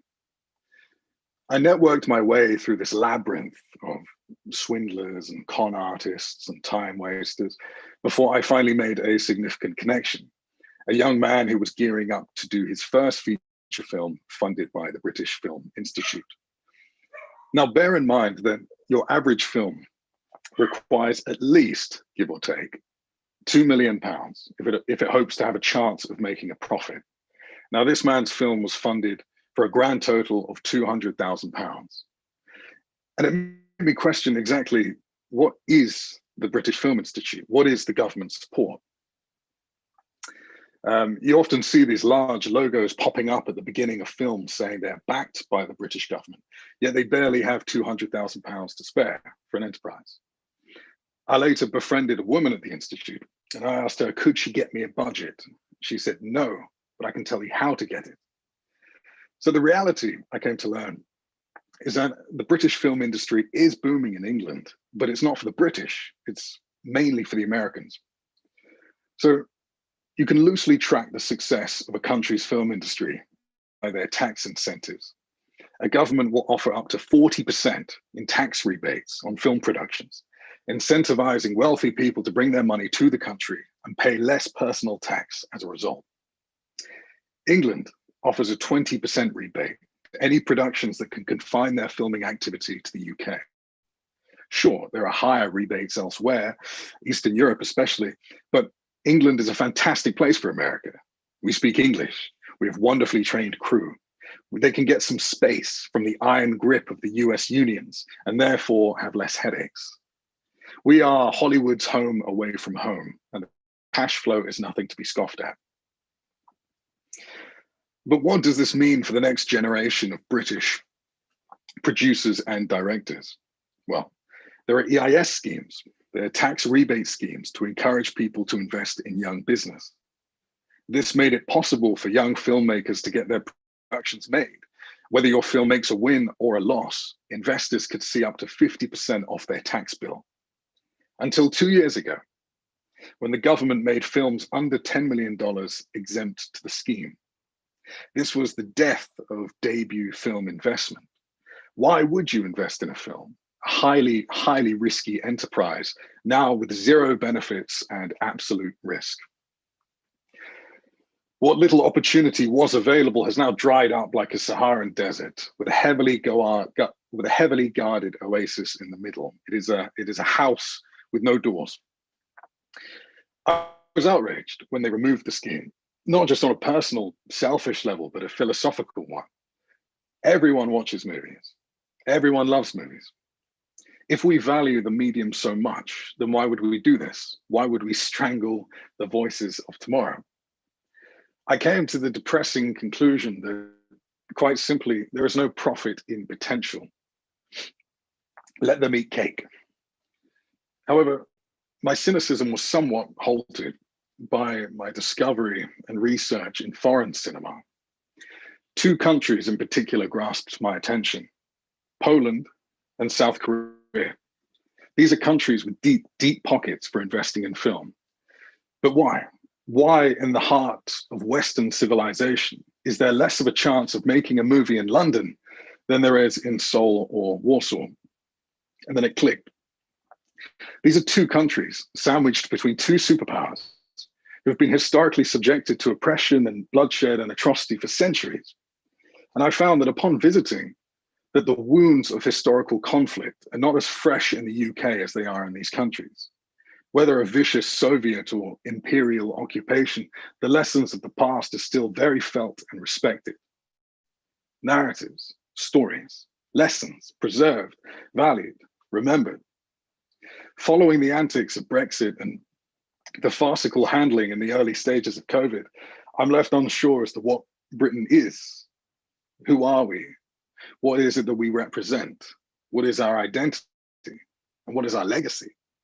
And suddenly it made perfect sense to me that the reason we don't value our next generation of storytellers is because we won't have any meaningful stories to tell, and only a ledger showing how much money we made. Thank you very much.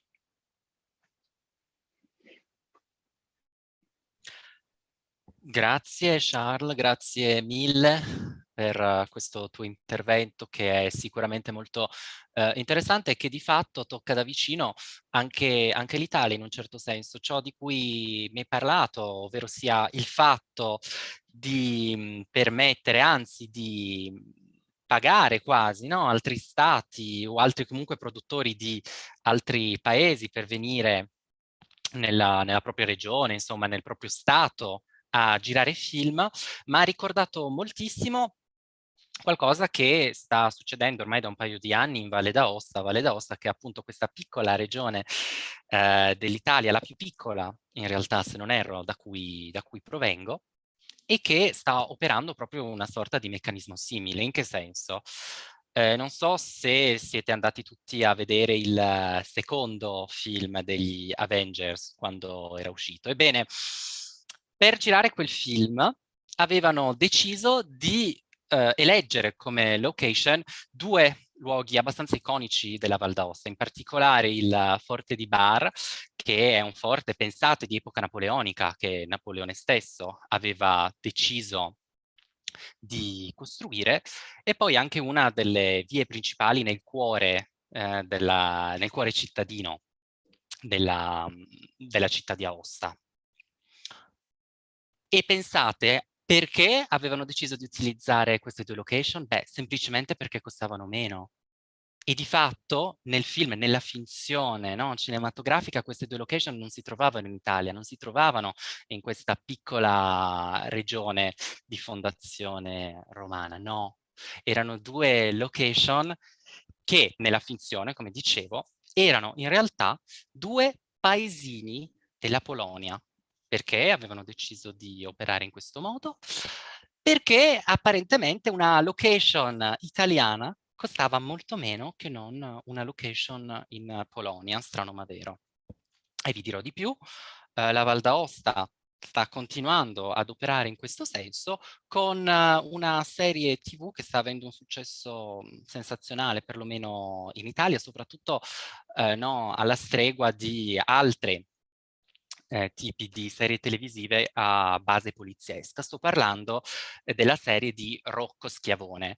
Rocco Schiavone è un commissario che appunto risolve casi in Valle d'Aosta, e la regione stessa è riuscita a destinare dei fondi perché la RAI, che appunto no, è l'emittente nazionale italiana, l'equivalente un po' della BBC, tanto per farvi capire, potesse fare in modo che la regione venisse valorizzata e allo stesso tempo venisse fuori una bella produzione cinematografica. Quindi era di nuovo un altro spunto di riflessione in questo senso. Ora aprirei quasi quasi alle domande e non so, magari anche ai commenti delle persone in sala.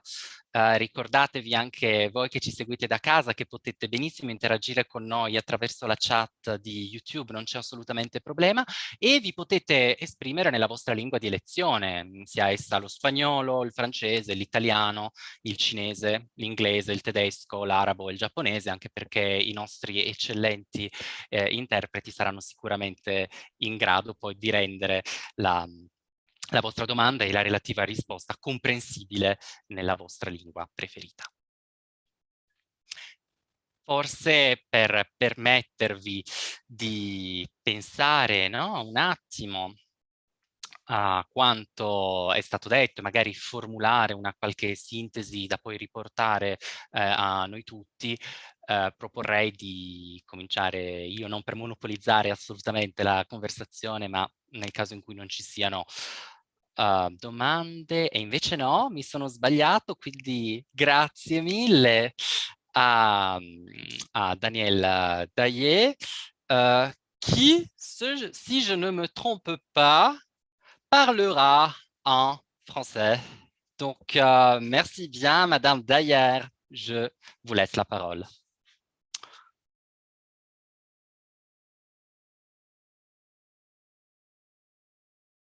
Toute petite seconde.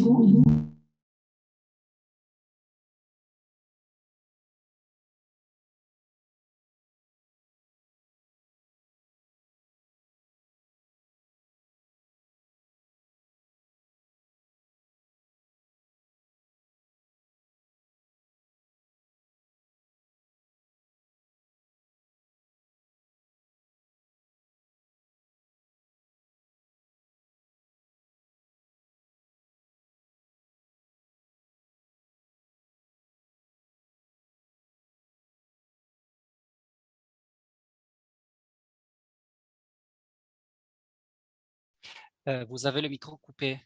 Daniel, désolé, on vous entend pas. On vous entend pas.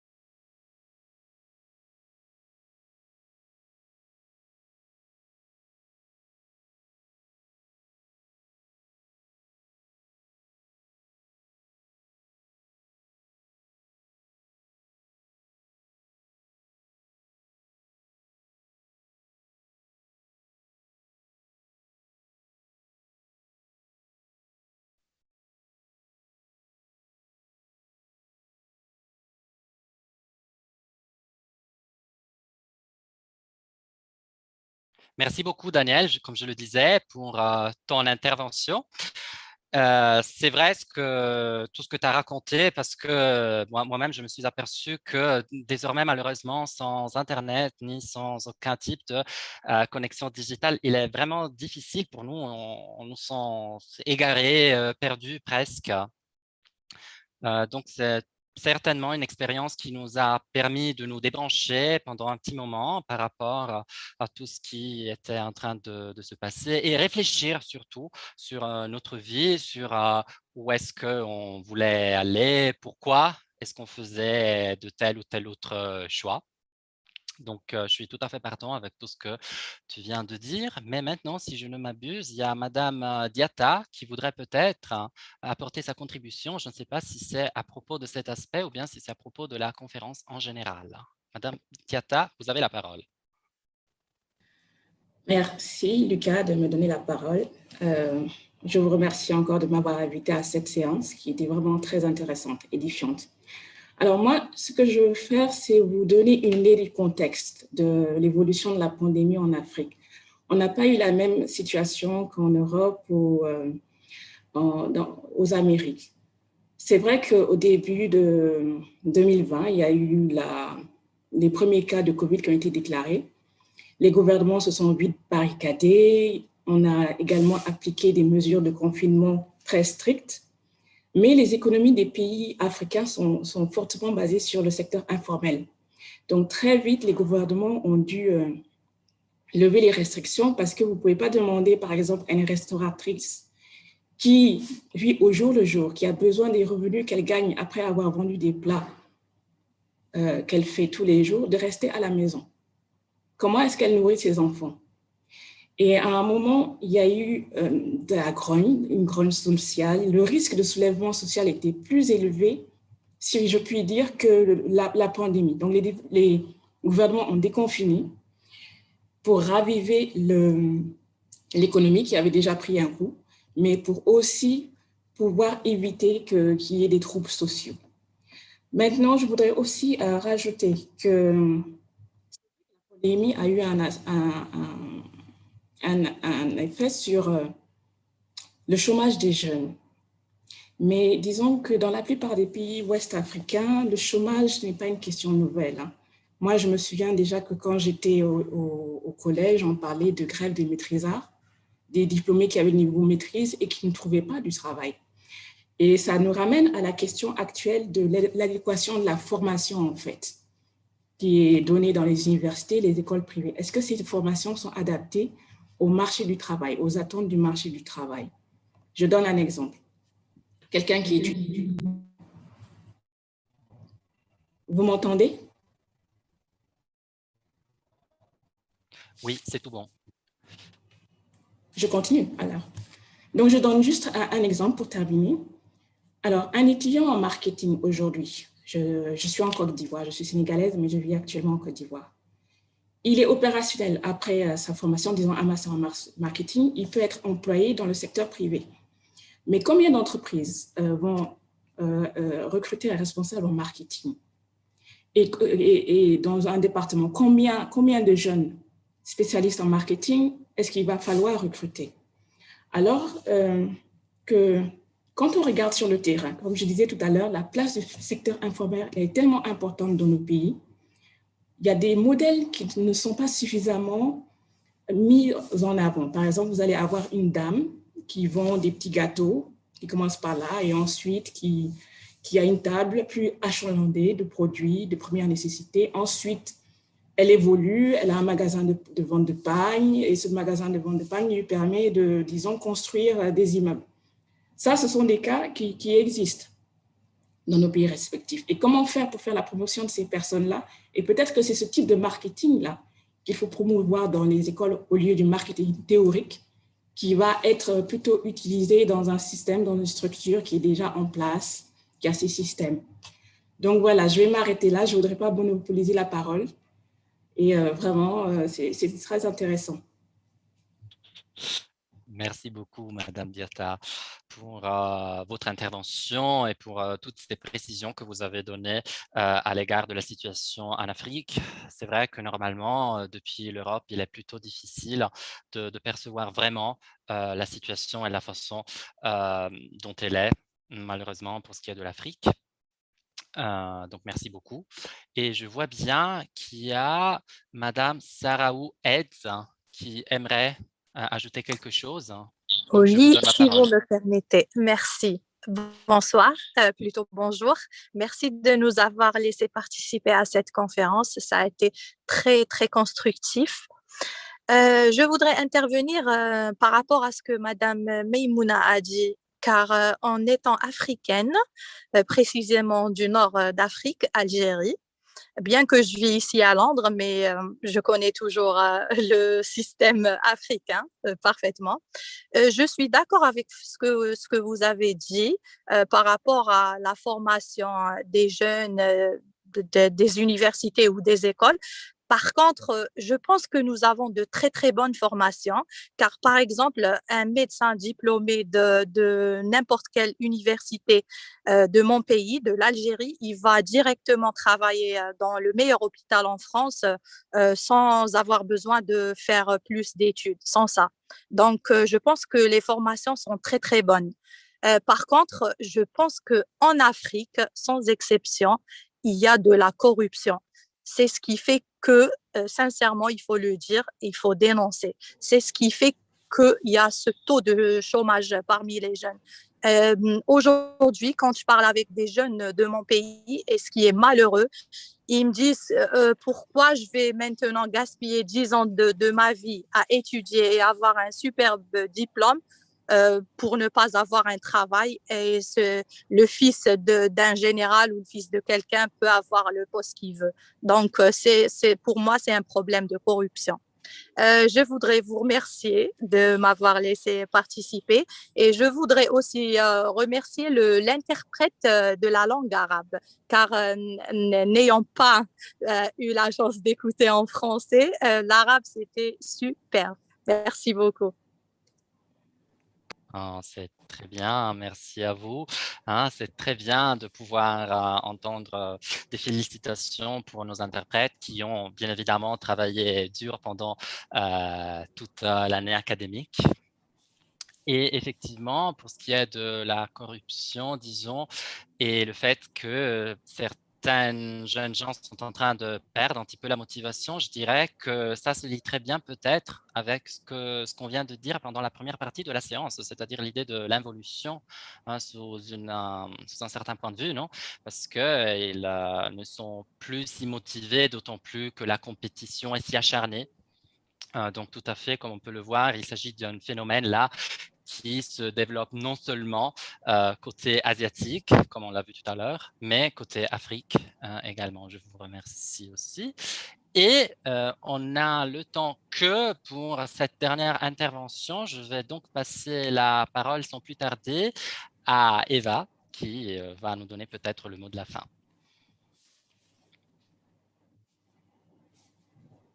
Thank you very much, Luca, for giving me the floor. I think I will start from congratulating all the interpreters, organizers of this meeting. I am very impressed with how smooth you have organized it, and also the speakers and our moderator. It's just been such a pleasure to listen to all the presentations. And without the interpretation, I wouldn't have been able to follow, the Japanese or Chinese speakers. So thank you very much for that. Many things resonated with me today, but I think a lot have been already said. So I would like to just talk about something, well, on a completely different note. There was something mentioned by our speaker, Charles, about cinema. And I think I would like to finish on a slightly different note and recommend something for the weekend. Charles mentioned about Polish cinema, and I love films, and I love international cinema, but I got a great recommendation for everyone. It's a Polish film called 25 Years of Innocence, the case of Tomek Komenda, and it's about it's based on fact, and it's about a lad who was convicted and sent to prison for 25 years. It's not a secret. I'm not going to spoil you because everyone knows he has been released. He has been found innocent in the end, and he only spent 18 years in prison, but still quite a lot. And I think the director, Jan Holoubek, made an amazing job, did an amazing job presenting the storyline. So I think just my little contribution just to give you some idea, if you're looking for any movie to watch, then I will give you that recommendation. I will write it in the chat as well, so you can find it on Netflix. Luca, thank you for giving me the floor. That's it from me. Grazie mille Eva per questo suggerimento. Sicuramente molti di noi, io perlomeno me lo sono annotato, quindi andrò a guardarlo. E questo purtroppo è tutto il tempo che avevamo per oggi. Siamo precisissimi, neanche fossimo svizzeri, guardate. Quindi possiamo, direi, terminare qui, e non mi resta che ricordarvi che se vi è piaciuta questa nostra conferenza, ve n'è un'ultima che sarà organizzata il 25 di giugno, quindi la settimana prossima, venerdì prossimo in particolare, tra le 10 e l'1, stesso orario di oggi. Come si dice in tempo d'estate, stessa spiaggia, stesso mare, no? Quindi restate con noi se vorrete anche la prossima settimana. Grazie a tutti. And just to conclude, perhaps,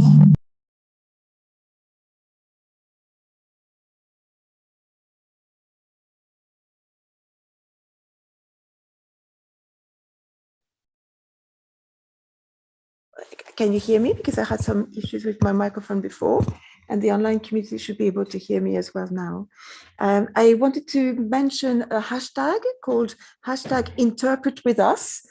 So if you want to always be up to date with what we're doing, you will see on social media that this is a hashtag we use. During the year, we organize mock conferences that you can follow with us.